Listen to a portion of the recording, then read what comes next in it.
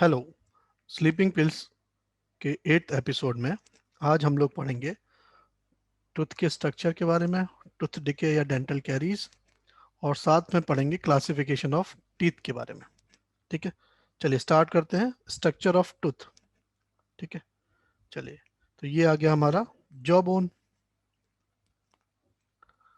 Jaw bone, और इस jaw bone की वजह से एक कैविटी या एक सैक लाइक स्ट्रक्चर का फॉर्मेशन हो रहा है, जिसको हम बोलते हैं एल्वेलाई, या इसी को बोलते हैं socket of jaw bone. Socket of jaw bone. ठीक है, अब इस जॉ बोन की कवरिंग होती है, एक लिगामेंट होता है जिसको हम बोलते हैं पेरीओडोंटल लिगामेंट। क्या बोलते हैं? Periodontal ligament. ठीक है, और ये पेरीओडोंटल लिगामेंट प्रेजेंट होता है between root of teeth and jaw bone. ठीक है, जॉ बोन और रूट ऑफ टीथ के बीच में ये लिगामेंट प्रेजेंट होता है। ठीक, ये अपर पार्ट हम देख रहे हैं, इसको हम बोलते हैं क्या? गम या जिंजिवा। और इसी जिंजिवा और गम में जब इन्फ्लेमेशन हो जाता है तो डिजीज कहलाती है जिंजिवाइटिस। ठीक है, जिंजिवाइटिस। ठीक, तो अब ये बन गया सॉकेट। अब इस सॉकेट में टूथ आकर एम्बेडेड हो जाएगा। इसीलिए इस टाइप के टूथ को हम लोग क्या कहते हैं? थीकोडोंट। ठीक है, चलो टूथ के स्ट्रक्चर की बात कर लेते हैं। तो जो अपर मोस्ट या आउटर मोस्ट पार्ट जो हमें टीथ का दिख रहा है, उसको हम क्या कह रहे हैं? क्राउन। और टूथ का जो पार्ट गम्स में एम्बेडेड होता है उसको हम लोग कहते हैं नेक। और टूथ का जो पार्ट जॉबोन के अंदर होता है उसको हम लोग बोलते हैं रूट्स। तो ये हो गए तीन पार्ट: क्राउन, नेक और रूट। ठीक है, ये क्राउन वाला पार्ट जो है ये बना होता है किससे? इनेमल से। ठीक है, और इनेमल जो है वो hardest substance known in animal kingdom. Animal kingdom में अभी तक का सबसे हार्डेस्ट सब्सटेंस जो है वो इनेमल है। ठीक है, हार्डर देन बोन। ठीक है, इसका सेक्रेशन कौन करता है? इसका सेक्रेशन करता है एक्टोडर्म के। एक्टोडर्म से एक सेल बनते हैं जिनको कहते हैं अमीलोब्लास्ट। ठीक है, secreted by ameloblast cells. Ameloblast cells of ectoderm. तो अगर कोई पूछेगा तो इनेमल का ओरिजिन कैसा हो जाएगा? Ectodermal origin. ठीक है, चलिए। इनेमल बना होता है मेनली इनऑर्गेनिक सॉल्ट से। इनेमल का 96% जो है वो बना होता है इनऑर्गेनिक सॉल्ट से। Inorganic salts. और इन इनऑर्गेनिक सॉल्ट्स में आते हैं basically sulphates and carbonates of calcium, magnesium, sodium, potassium etcetera. ठीक है, 1% के अप्रॉक्स इनमें क्या होता है? प्रोटीन भी होते हैं। 1% के अप्रॉक्स इनमें क्या होता है? प्रोटीन होते हैं, जैसे कि केराटिन प्रोटीन होती है इसमें, और ओसिन प्रोटीन होती है। ठीक, जो कि बोन में मिलती है। और अराउंड 3% इसमें होता है क्या? वाटर। ठीक है, तो हम इनेमल का कंपोजिशन समझ गए। ठीक, क्राउन के बाद का जो पार्ट है इसको हम क्या कह रहे हैं? ये जंक्शन है इनेमल और सीमेंटम के बीच में। ये जो पार्ट है इसको हम कह रहे हैं सीमेंटम। ठीक, और सीमेंटम भी मेनली बना होता है किससे? इनऑर्गेनिक सॉल्ट से। इनऑर्गेनिक सॉल्ट से। ठीक है, मेनली ये भी इनऑर्गेनिक सॉल्ट से बना होता है। तो एक पार्ट हो गया एनेमल, दूसरा पार्ट हो गया सीमेंटम। ठीक, तो ये टूथ का आउटर स्ट्रक्चर हमने देख लिया। अब जरा इसका इंटरनल स्ट्रक्चर देख लेते हैं। ठीक, इंटरनल स्ट्रक्चर में बात करें, सबसे पहले पल्प कैविटी की। ये आ गया क्या, पल्प कैविटी। पल्प कैविटी, ठीक है। पल्प कैविटी में मेनली क्या होते हैं, सॉफ्ट टिश्यू होते हैं कुछ, सॉफ्ट टिश्यू, ब्लड वेसल्स होते हैं और नर्व्स होती हैं। ठीक है, जो हमें इस डायग्राम में दिख रहे हैं। ठीक है, पल्प कैविटी का काम क्या होता है, पल्प कैविटी का बहुत इंपॉर्टेंट रोल होता है, ये न्यूट्रिशन प्रोवाइड करता है, प्रोवाइड न्यूट्रिशन, है ना, टूथ की ग्रोथ में जो भी न्यूट्रिशन चाहिए टूथ के लिए। ठीक है, तो टूथ को न्यूट्रिशन प्रोवाइड कराने का काम किसका, पल्प कैविटी का।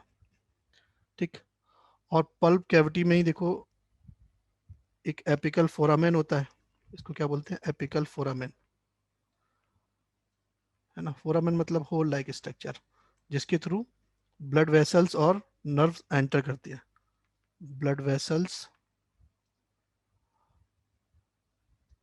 एंड नर्व्स ये एंटर करती है into the tooth, enters into the tooth. ठीक, चलो, अब इस पल्प कैविटी की लाइनिंग में एक सेल होते हैं जिनको हम बोलते हैं ओडोंटोब्लास्ट। ये आ गए वो सेल जिनको हम कह रहे हैं क्या, ओडोंटोब्लास्ट, ओडोंटोब्लास्ट। ठीक है, ओडोंटोब्लास्ट सेल। अब यही सेल जो है ये सेक्रीशन करते हैं डेंटाइन का। इन ओडोंटोब्लास्ट सेल का काम क्या है, सेक्रीशन ऑफ डेंटाइन। ठीक है, चलो, उन्होंने सेक्रेशन कर दिया किसका, डेंटाइन का, ये आ गया डेंटाइन। और डेंटाइन को मेन पार्ट ऑफ टूथ कहा जाता है, मेन पार्ट ऑफ टूथ। ठीक है, बहुत इंपॉर्टेंट पॉइंट है ये। चलिए, अब जब एज के साथ साथ क्या होता है, हाँ, अडल्ट स्टेज में बात करें अगर हम, अडल्ट स्टेज में क्या होगा, ये जो पल्प कैविटी है ये श्रिंक होने लगती है। पल्प कैविटी जो है ये क्या हो जाती है, श्रिंक। और पल्प कैविटी के श्रिंक होने की वजह से क्या होता है, ओडोंटोब्लास्ट जो है वो इनएक्टिव हो जाते हैं। ओडोंटोब्लास्ट क्या हो जाएंगे, इनएक्टिव। और जब ओडोंटोब्लास्ट इनएक्टिव हो जाएंगे तो ये सेक्रेशन नहीं करेंगे डेंटाइन का, और इसकी वजह से क्या होगा, growth of, growth of tooth जो है वो रुक जाएगा, है ना। ग्रोथ ऑफ टूथ जो है वो क्या हो जाएगी, स्टॉप। ठीक, तो, तो एडल्ट में टीथ का ग्रोथ कैसे रुक जाता है वो हमने समझा। ठीक है, तो इस तरह का जो सिस्टम है उसको बोलते हैं क्लोज्ड रूट सिस्टम। ठीक है, कुछ मैमल्स होते हैं जैसे कि रैबिट्स, है ना, और रैट्स, इनमें क्या होता है, इनमें ओपन रूट सिस्टम होता है। ओपन रूट सिस्टम मतलब इनमें क्या है कि टूथ की ग्रोथ, टूथ ग्रोथ जो है वो लाइफ लॉन्ग होती है ना। टूथ की ग्रोथ लाइफ लॉन्ग कंटिन्यूसली होती जाती है। इसलिए रैबिट में या रैट में तो अगर तुम किसी भी, हाँ, एक टूथ को ब्रेक कर दोगे तो जो अपोजिट साइड का जो टूथ है वो कंटिन्यूस ग्रो करेगा, और रैबिट या रैट फिर अपना माउथ क्लोज नहीं कर पाएंगे, प्रॉपर च्युइंग नहीं कर पाएंगे, मेस्टिकेशन नहीं कर पाएंगे, और अल्टीमेटली क्या होगा, रैबिट और रैट की डेथ हो जाएगी। ठीक है, तो चलो हम टीथ का आउटर स्ट्रक्चर और इंटरनल स्ट्रक्चर समझ गए। ठीक, अब बात कर लेते हैं टूथ डिके या डेंटल कैरीज की, टूथ डिके या डेंटल कैरीज की। ठीक है, चलो, हमने अभी पढ़ा कि जो इनेमल है और साथ में क्या है हमारा सीमेंटम, ये दोनों ही बने हैं किससे, इनऑर्गेनिक सॉल्ट से, इनऑर्गेनिक सॉल्ट से, मिनरल से। ठीक है। तो ये जो मिनरल्स और इनऑर्गेनिक सॉल्ट है, इनका नेचर कैसा होता है? बेसिक। ठीक। अब टूथ कहाँ पर है? ओरल कैविटी में। अब ओरल कैविटी में जब सलाइवा का लेवल कम हो रहा है, सलाइवा से एक्रीशन कम हो रहा है ना, और ऐसा मेनली कब होता है? During sleep. ठीक है। तो हमारे ओरल कैविटी में जैसे हमारी फूड हैबिट है कि हम स्लीप से पहले क्या मिल्क या स्वीट खाते हैं। ठीक है। और इन सब में क्या है? शुगर है। ठीक है। तो कुछ बैक्टीरिया होते हैं जो ओरल कैविटी में शुगर को कन्वर्ट कर देते हैं एसिड में, है ना। कौन करता है ये काम? बैक्टीरिया। ठीक। तो जितना ज़्यादा बैक्टीरियल ग्रोथ होगी, जितना ज़्यादा बैक्टीरियल ग्रोथ होगी, उतना ज़्यादा क्या होगा? एसिड लेवल बढ़ता जाएगा, है ना। और उतना ही ये एसिड क्या करेगा? इस बेसिक नेचर का जो बेसिक नेचर के जो इनेमल और सीमेंटम है ना, इनका डीमिनरलाइजेशन करा देता है। क्या करा देगा? Demineralisation of enamel and cementum. Cementum. ठीक है। तो पहले उन्होंने क्या कर दिया? डीमिनरलाइजेशन करा दिया। डीमिनरलाइजेशन मतलब क्या? बेसिकली इरोजन होने लग जाएगा। किसका? सीमेंटम का और इनेमल का। ठीक।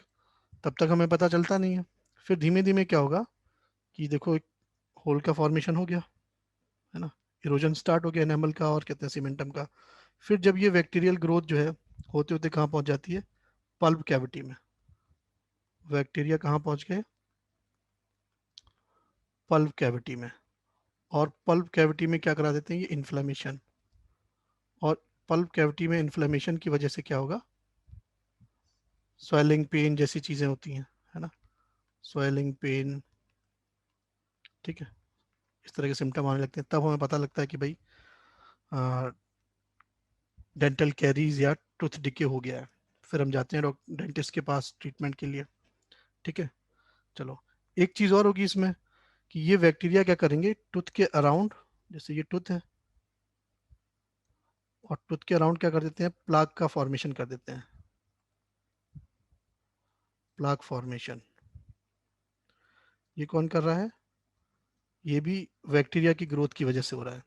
और जितना प्लाक का फॉर्मेशन होगा, उतना ही क्या होगा कि saliva can not reach up to surface of teeth. Saliva जो है सरफेस की टीथ पर नहीं पहुंच पाए, टीथ की सरफेस पर नहीं पहुंच पाएगी। और अगर सलाइवा नहीं पहुंच पाएगी तो ये कहते हैं जो बैक्टीरिया है उसको न्यूट्रल नहीं कर पाएगी, है ना। बैक्टीरियल न्यूट्रलाइजेशन नहीं हो पाएगा, या जो एसिडिटी इन्होंने कर दी है, एसिडिटी को इंक्रीज कर दिया, उसको न्यूट्रल नहीं कर पाएंगे। क्योंकि बैक्टीरिया में बहुत तरह के मिनरल होते हैं, जैसे बाइकार्बोनेट आयन है, वो क्या करेगा? वो इस एसिड को, एसिड के लेवल को कम करेगा। ठीक है। तो ये हो गया टूथ डिके और डेंटल कैरीज के बारे में। ठीक है। एक और डिजीज के बारे में बहुत आता है नीट में, जैसे कि होता है फ्लोरोसिस। फ्लोरोसिस। ठीक है। जब एक्सेस ऑफ फ्लोराइड हो जाता है, हम ऐसा फूड या वाटर ड्रिंक कर रहे हैं जिसमें क्या है? फ्लोराइड का कॉन्सेंट्रेशन ज़्यादा है। ठीक है। तो उसकी वजह से क्या होगा? फ्लोरोसिस, या इसी को बोलते हैं मॉटलिंग ऑफ टीथ। क्या बोलते हैं? Mottling of teeth. और इसमें बेसिकली क्या होता है कि एनामल में वाइट लाइंस या पैचेस आ जाते हैं। क्या आ जाते हैं? White patches. ठीक है। चलो, तो टूथ डिके के बारे में भी हम समझ गए और फ्लोरोसिस या मॉटलिंग ऑफ टीथ के बारे में हम समझ गए। अब बात कर लेते हैं क्लासिफिकेशन ऑफ टीथ के बारे में। ठीक है। तो एक तो हमने टर्म पढ़ लिया, कहते हैं थेकोडोंट। ठीक है। जब टूथ जो है वो एम्बेडेड होता है सॉकेट ऑफ जॉ बोन के, है ना। और इसी के तरह दो और होते हैं टर्म, जैसे कि एक्रोडोंट, जॉ बोन से रिलेटेड एक दो टर्म और हैं, एक्रोडोंट और प्लूरोडोंट। एक्रोडोंट कब होता है? जब जॉ बोन, ये मान लो क्या है, जॉ बोन, जॉ बोन की सरफेस से टूथ अटैच्ड होता है ना, सिंपली सिर्फ अटैच्ड है जॉ बोन से, ये क्या हो गया, टूथ। तो उस तरह के डेंटिशन को हम बोलते हैं एक्रोडोंट। और ये एक्रोडोंट मेनली मिलता है किसमें? फिशेज में, रेप्टाइल्स में, ठीक है। चलो, फिर दूसरा टाइप का हमने लिखा है प्लूरोडोंट। प्लूरोडोंट में क्या होता है कि जो जॉ बोन है, ये होगी जॉ बोन, उसकी लेटरल सरफेस से टूथ अटैच्ड होता है, टूथ, जॉ बोन। इस तरह के डेंटिशन को हम लोग क्या बोलते हैं? प्लूरोडोंट, ठीक है। जैसे आपने देखा फैंक्स ऑफ स्नेक, ये किस तरह का अरेंजमेंट है? प्लूरोडोंट, ठीक है। चलो, नेक्स्ट टर्म ने लिखा हुआ हेट्रोडोंट। ह्यूमन में क्या होता है? ह्यूमन के केस में सारा जो टूथ का स्ट्रक्चर और डेंटल कैरीज और क्लासिफिकेशन जो पढ़ रहे हैं ह्यूमन के रेफरेंस में पढ़ रहे हैं हम, है ना। तो हेट्रोडोंट मतलब क्या हो गया? हेट्रो मतलब होता है डिफरेंट। तो ह्यूमंस में क्या होता है? 4 डिफरेंट टाइप के टीथ होते हैं, ठीक है। कौन कौन से? इंसीजर, कैनाइन, प्रीमोलर और मोलर, है ना। कुछ एनिमल होते हैं जैसे होमोडोंट, उनको कुछ एनिमल जैसे कि वेल हो गया, डॉल्फिन हो गया, इनमें क्या होता है? होमो मतलब क्या हो गया? सेम, सेम टाइप का डेंटिशन होगा, सेम टाइप के टूथ होंगे, उसको बोलेंगे होमोडोंट, ठीक है। ह्यूमन के केस में क्या 4 टाइप के टीथ हैं, जैसे इंसीजर, कैनाइन, प्रीमोलर और मोलर, ठीक। इंसीजर का काम क्या होता है? नॉइंग, नॉइंग मतलब कुतरना या कटिंग, बाइटिंग, ठीक है। कैनाइन का काम क्या होता है? टीयरिंग, है ना। प्रीमोलर और मोलर का काम क्या होता है? ग्राइंडिंग का, ठीक है। चलो, तो ये जो डिफरेंट टाइप के टीथ्स हैं, ये जब हम इनको अरेंज करते हैं अपर हाफ और लोअर हाफ जॉ में, है ना, तो एक फार्मूला बन के आता है, उसको हम कहते हैं डेंटल फार्मूला। डेंटल फार्मूला, इसमें बेसिकली क्या होता है? अरेंजमेंट ऑफ टीथ होता है in each half of upper और लोअर जॉ में।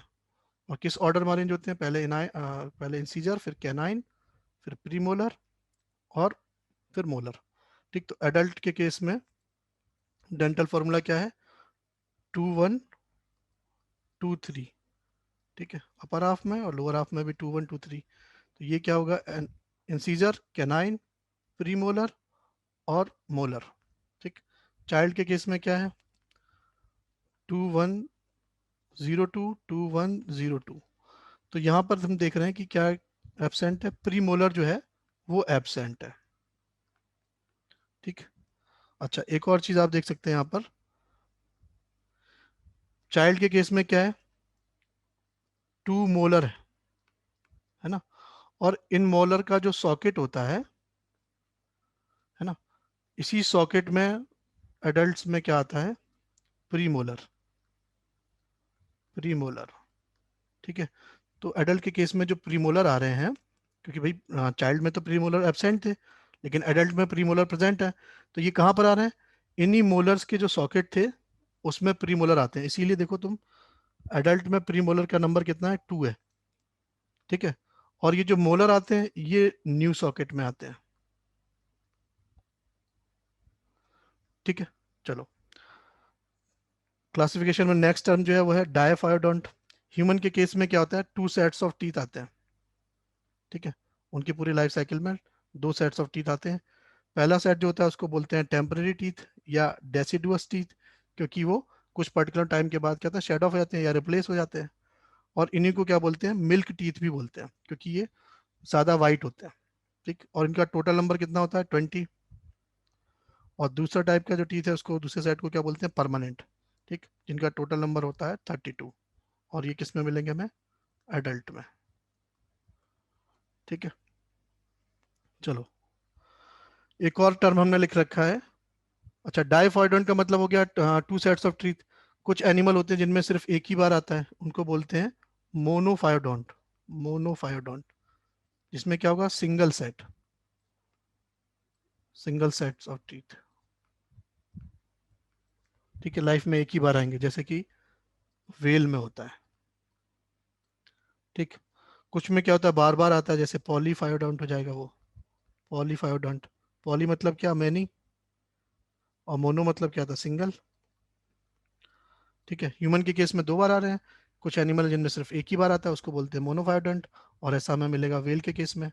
और कुछ में क्या होता है, बार बार आते हैं, उनको बोलते हैं पॉलीफायोडोंट, है ना। और इसके एग्जाम्पल में हम लिख सकते हैं फिशेस,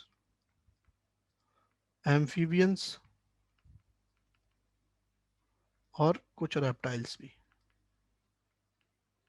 ठीक है, चलो। क्लासिफिकेशन में हमने एक और टर्म लिख रखा है, ब्यूनोडोंट। ठीक है, ये भी ह्यूमंस के लिए है, कि ह्यूमंस की जो टीथ होते हैं उनको देखेंगे अगर हम बाकी एनिमल से कंपेयर करें, तो स्मॉल होते हैं, बहुत शार्प एज के नहीं होते, ब्लंट होते हैं, और कैसे होते हैं, राउंडेड, कस्प लाइक या कप्स लाइक होते हैं। ठीक है, इसीलिए इसको बोलते हैं ब्यूनोडोंट। ठीक है, चलिए, आई होप ये वीडियो आपको पसंद आया होगा। अगर आपको ये वीडियो पसंद आया तो लाइक, शेयर और सब्सक्राइब कीजिए। और अगर आपका कोई डाउट है तो आप कमेंट सेक्शन में मुझसे पूछ सकते हैं। और अगर आप चाहते हैं किसी पर्टिकुलर टॉपिक पे वीडियो, तो भी आप कमेंट सेक्शन में मेंशन कर सकते हैं। Thank you.